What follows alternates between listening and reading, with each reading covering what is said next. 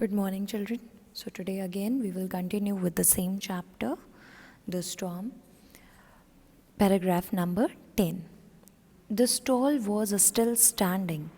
Alec heard a shrill whistle rise above the storm. He rushed to the door and swung it open. For a second, the mighty hoofs stopped pounding and there was silence. Alec backed away slowly. Then he saw the black, his head held high, his nostril blown out with excitement. The horse snorted and plunged straight for the rail, which was broken at this point, leaving nothing between them and the open sea. The black swerved as he came near Alec, and the boy realized that the stallion was making for the hole. The horse's shoulder grazed Alec, who went flying into the deep. When he came up, he heard an explosion and he saw the drake settling into the water. Frantically, he looked around for a lifeboat, but there was none in sight. Then he saw the black swimming not more than 10 yards away.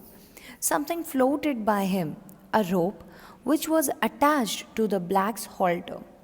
The same rope that they had used to bring the stallion aboard and which they had never been able to get close enough to the horse to untie. Without stopping to think, Alec grabbed hold of it. Then he was pulled through the water into the oncoming waves.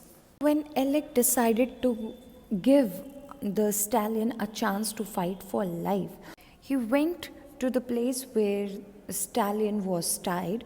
He saw that the stall where the horse was staying was still there, and he heard the shrill whistle, the loud, sharp whistle of the horse, and it was so loud that it was above the storm. So he rushed there, opened the door, and he waited because the horse was pounding. He was continuously pounding. Pounding means striking heavily and continuously. He was hitting the door to open it, and he stopped that, and there was silence. And Alec, he opened the door and he backed away slowly.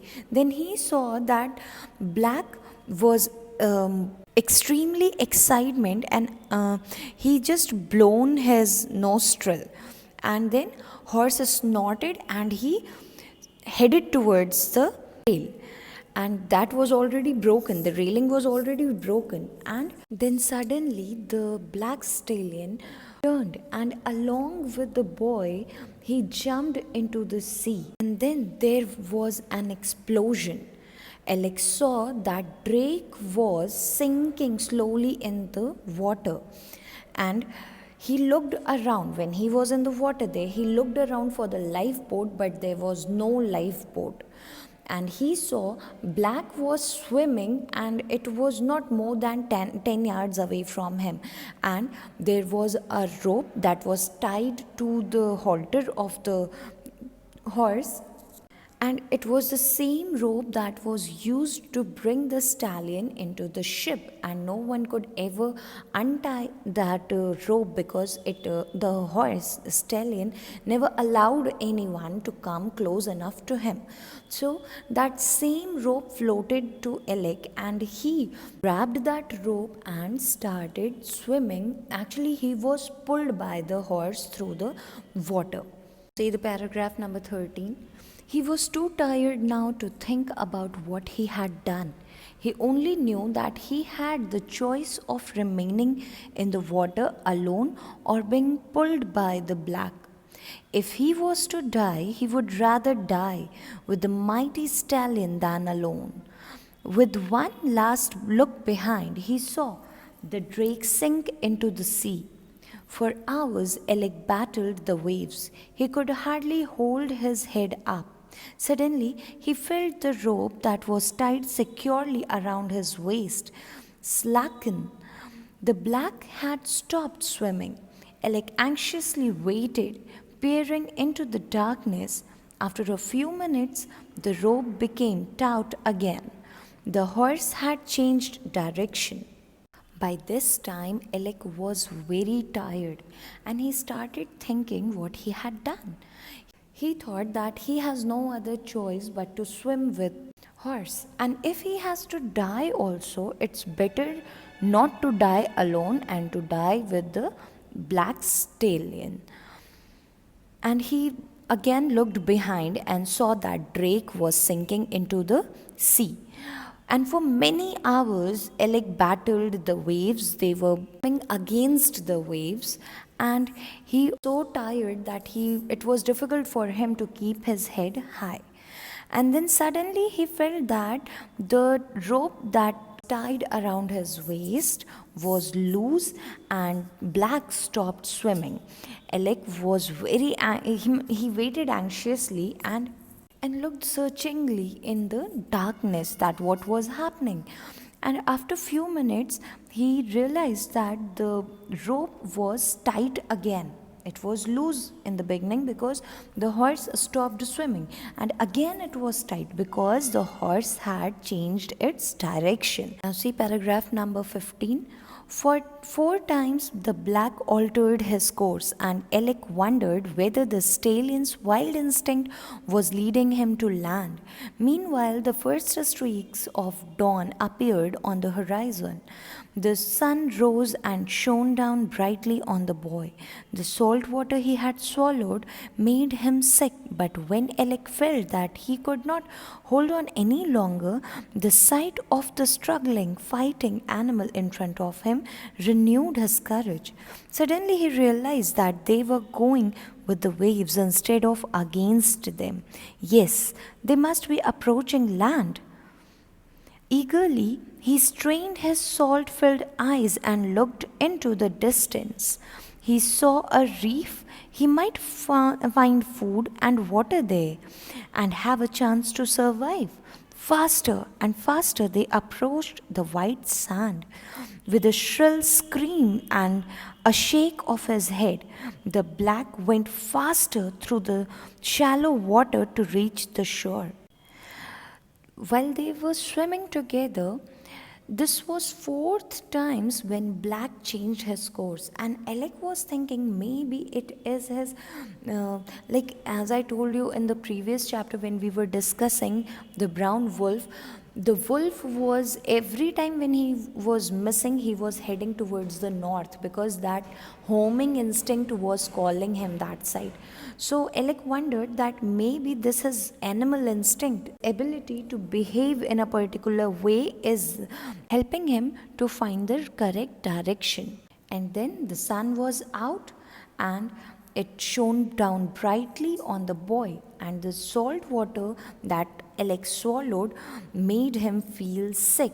And whenever he thought that he is not able to cope with the situation, cope with the waves, and he is weak enough to move forward, he saw the stallion who was continuously, very courageously fighting to reach the shore. And this gave him a new courage to fight again. This inspired him a lot. And suddenly he noticed that now they are not moving against the waves, but they were moving in the direction of waves. And this is the sign that they are approaching land. And this gave new enthusiasm to the boy, and he saw line of sand or rocks just below the surface of the sea.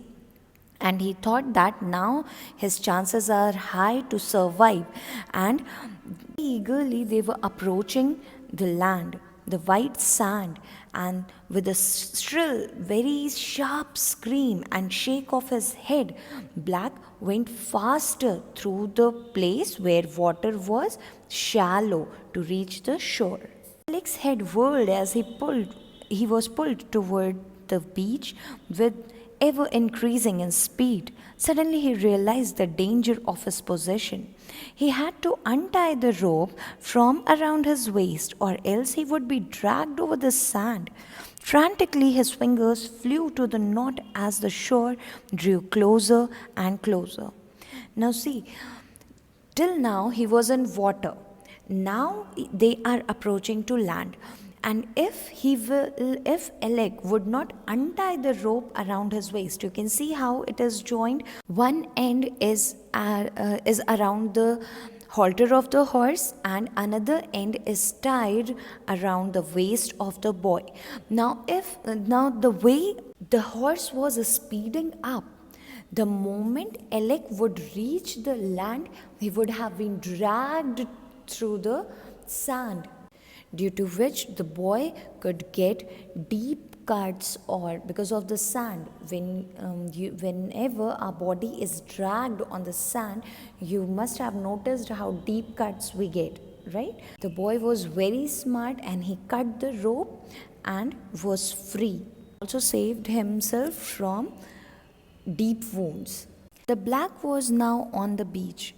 Thunder began to roll from beneath his hooves. As he landed on the shore, hours in the water had swelled the knot. Alec couldn't untie it. Then he remembered the pocket knife. Could it still be there? Alec's fingers reached inside and came out with the knife. He was being dragged by the stallion on the shore, and sand flew in his face. He had to act quickly. He opened the knife and began to cut the rope. His body burned from the sand. His clothes were being torn off. Desperately, he sawed away at the rope. With one final thrust, he was through. As the black galloped to his freedom, his outstretched hands grasped the sand. Both he and the horse were alive.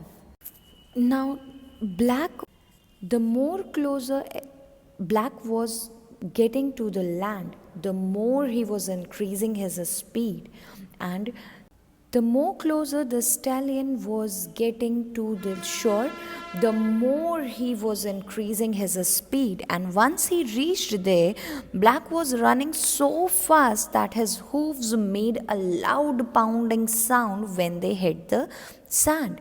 And Alec was trying to untie the rope, and because it was so long in the water, it swelled and he was unable to do it. Suddenly he remembered about the parting gift from his uncle, the knife, and he took out his knife and he cut the rope immediately. And since he was being dragged by the stallion on the shore and his face was on the sand, he had to act very quickly, and he cut the rope that time. And after that, there was a moment of freedom.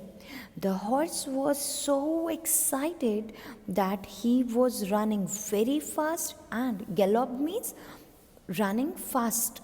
And Alec, he outstretched his hands and very gently he touched the sand.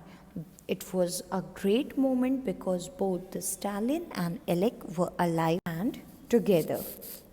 I hope you enjoyed this story. And now I want you to read this chapter once again, and if there is any confusion, please ask. Learn all the difficult words, and please don't hesitate to ask if there is any confusion. Thank you.